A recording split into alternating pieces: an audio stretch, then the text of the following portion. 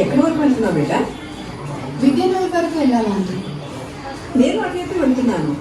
నా కారు ఇప్పుడు నన్ను పికప్ చేసుకోవడానికి వస్తుంది. నీకు అభ్యంతరం లేకపోతే నాతో రావచ్చు.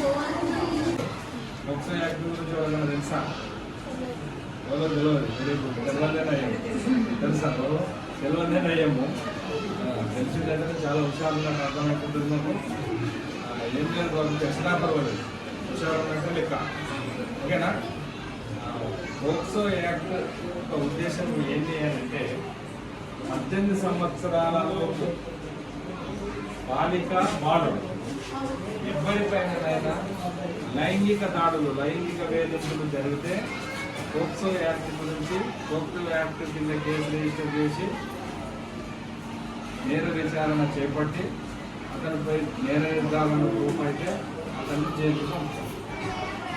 ఎన్ని సంవత్సరాల జైలు ఉంటుంది? మామూలుగా మటన్ చేస్తే 14 సంవత్సరాల జైలు ఉంటుంది. కానీ పోక్సో యాక్ట్ నేరం చేస్తే ఎన్ని సంవత్సరాలు ఉంటుంది? 10 నుంచి 20 సంవత్సరాలు ఉంటుంది. ఇప్పుడు మనం అంతా 15 సంవత్సరాలు 15-16 సంవత్సరాలు ఉంటుంది. ఆ 15-16 సంవత్సరాలలో ఒకవేళ మనం నేరం చేసినాము 3 సంవత్సరాలు నడుపుతుంది, అంటే 20 సంవత్సరాల దాకా కేసులు ఉంటుంది.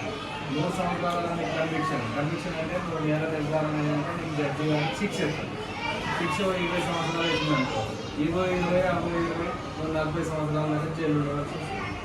ఈ వయసు 40 అవుతుంది. 40 అయినా నువ్వు బయటకి ఏం చెప్తావు?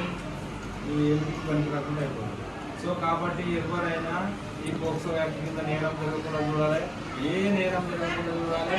విద్యార్థి దశ చాలా కీలకమైన దశ.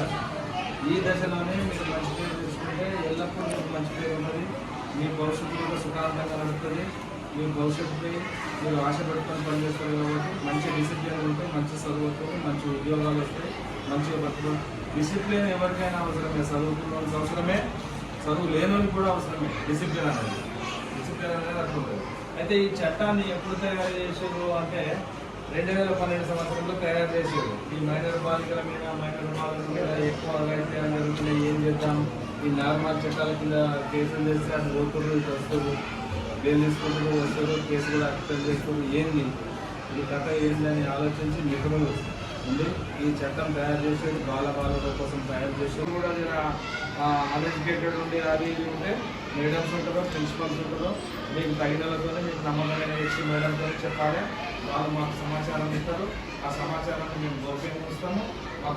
మాకు ఒక షీటింగ్ ఉంటుంది, షీటింగ్ వాళ్ళు ఉంటారు, సఖీ సెంటర్ ఉంటుంది, భరోసా కేంద్రం ఉంటుంది. ఆ భరోసా కేంద్రంలో వెళ్తుంటాం. మీరు పోలీస్ స్టేషన్కి పోతే ఈ ఎస్ఐ సార్ అడుగుతాడు, ఆ హెడ్ కానిస్టేబుల్ అడుగుతాడు, ఆ కానిస్టేబుల్ అడుగుతాడు, వీళ్ళందరూ చెప్పి తలకాయ మన నుంచి సార్ పోలీస్ స్టేషన్కి పోతే ఏమంటారు, ఏదో ఇంకా తప్పని తీసుకోవాలని